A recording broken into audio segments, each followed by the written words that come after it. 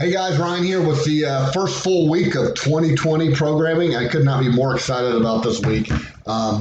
One, we're doing Angie, which we have been talking about preparing for the whole month of December. So in Fishersville on this Saturday, we will have Angie for all of our classes, 8, 9, and 10. If you don't want to do Angie, then you can go to Stanton, do the CVC class, and essentially you'll be doing Angie and CVC as well. So there's really no escaping that. And then stick around and do some yoga and Stanton afterwards as well. Also this week, we started our level method testing. We have 5 level method tests to do this week. There's a total of 15. The cool part of the way this worked this week is that we're going to get our tests in, a substantial amount of them, but it's not going to disrupt our normal training as well. And once we get through all 15 tests, we're going to cycle back through them again towards the end of the month and beginning of February. But we'll have alternative workouts so you don't double up on the test over the course of a couple weeks there. But really excited about this week of programming. Getting right into it Monday, alternating EMOM here of some balance practice, handstand practice, and then some time on the rings, working on your skills there as well. You'll have 6 efforts at each of these. Obviously, you're not going to work the entire minute at all of these. So you want to give yourself some rest between the movements. So with your piked handstands, you don't want to try to hold out for the entire minute. You're going to give yourself at least 15 to 20 seconds of rest before you get into your stabilizing on the box there you see at the orange level.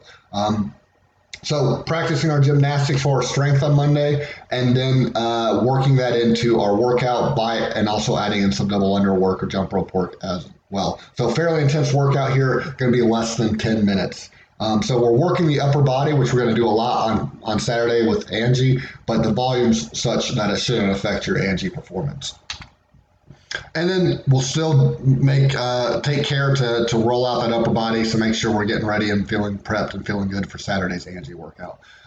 Skills acceleration, muscle up transitions. So we'll probably hit some of that in the workout as well before the strength portion that day as well. Commitment workout. So not a whole lot of overlap here as far as the specific movements. Obviously, we don't do a whole lot of ring dips and muscle ups and stuff in CDC, but the shoot throughs and the dumbbell bent rows are going to have similar movement patterns, and you're going to feel it in the same muscle groups there. Snowboarder hops and slams. So this is 6 rounds, 30 seconds of work, 30 seconds of rest. You see you've got 10s across the board here. So you should be going hard for the entire 30 seconds through all these movements through every round. And then we'll slow it down a little bit with our giant plate circles for the cash out. Tuesday, our first level method test of the year, front squat test.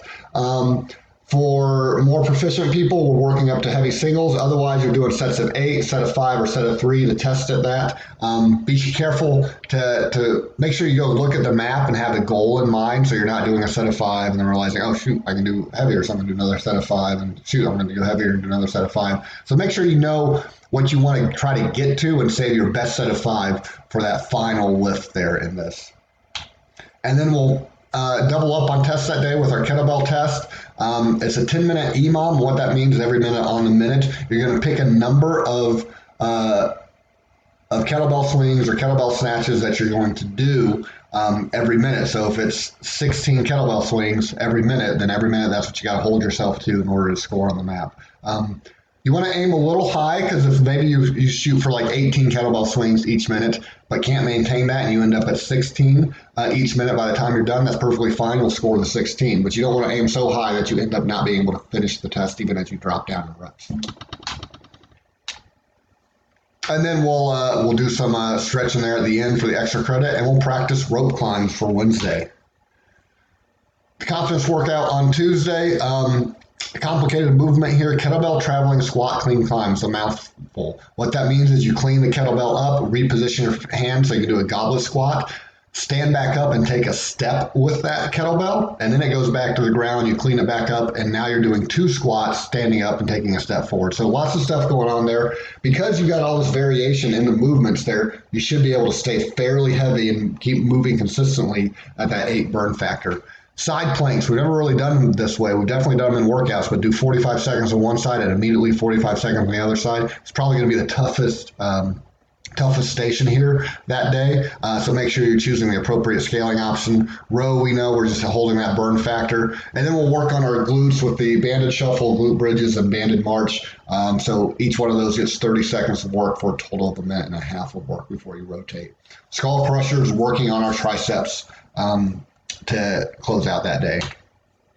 Wednesday, we've got a fairly long workout, probably at least a 30-minute workout for most people, with some rope climbs, burpees, box jumps, and then a 100-meter run. So this sounds like a lot, but it should be a fun workout with the variety of the movements you got going on here, and getting to play with those rope climbs or seated rope climbs. And then extra credit that day. I do not recommend doing this if you plan on doing Angie later in the week on Saturday, but if you're not going to be doing Angie, then go ahead and have at it. And then we'll work on our jerk for the skills acceleration, getting ready for Thursday. So Wednesday, the hump day hit class is a 28-minute EMOM, and what that means is every minute on the minute, you're going to rotate and do these movements.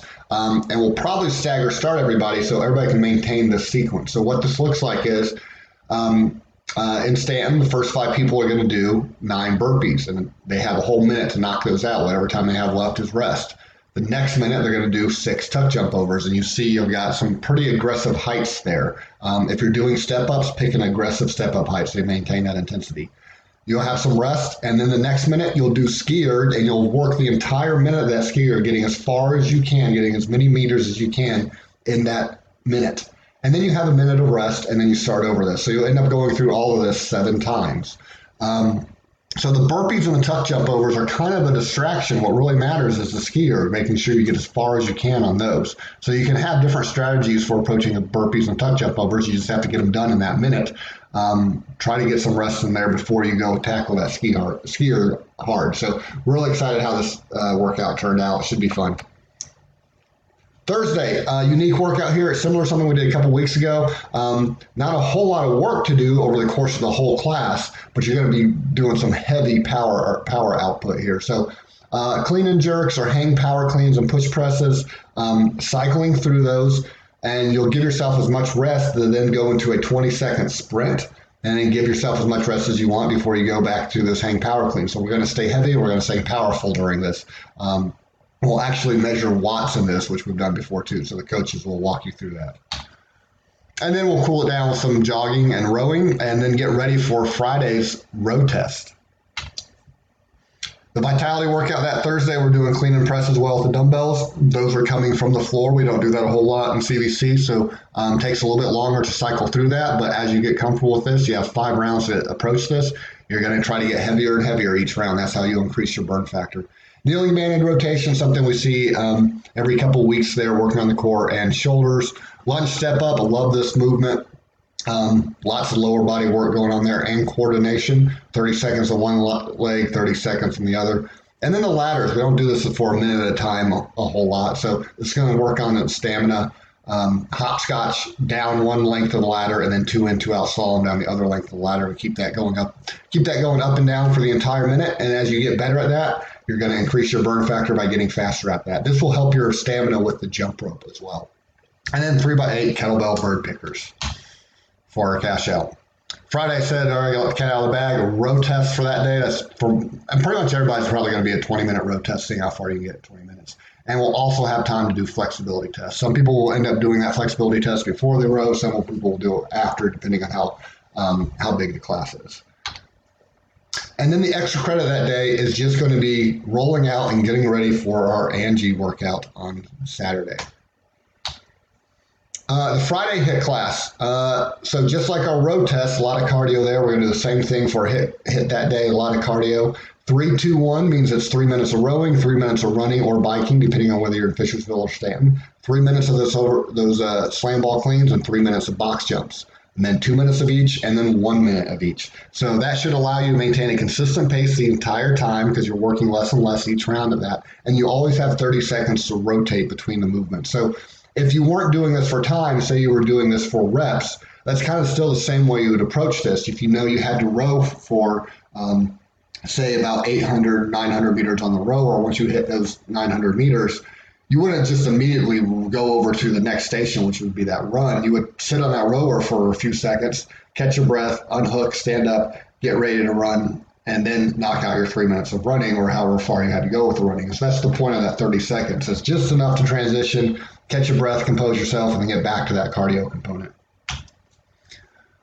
Saturday, we're doing Angie, but we're going to do the upper body pull test beforehand. So this doesn't take very long, but we're going to kind of spread this out to make sure that you have plenty of time to rest after this for your Angie workout. We know this was coming at the brown level, 100 pull-ups, 100 push-ups, 100 sit-ups, 100 air squats. Then we start to dial it back from there. A lot of people are still going to stay at the 100 sit-ups and 100 air squats, but we'll start to decrease the number of pull-ups and push-ups they have to do and start to add in some jumping pull-ups as a scaling here. Should be trying to find something that you can do in less than 20 minutes. So maybe go a little bit over than that for some people, but that's kind of your goal there that day. And then you can't really avoid it. If you're going to CVC that day, you're going to do ring rows instead of pull-ups, and you're going to do them at a burn factor of 9 for 10 static efforts, so you're going to accumulate a lot there. Make them harder so you can slow down and accumulate less. Same with your push-ups. Jackknives are going to be more intense than the sit-ups that day, and the squat jumps are going to be more intense than the 100 squats there. So the intensity in CVC is actually going to be higher than the Angie test that day. And then we'll cool down with our pro practice. All right, can't wait to see you guys this week.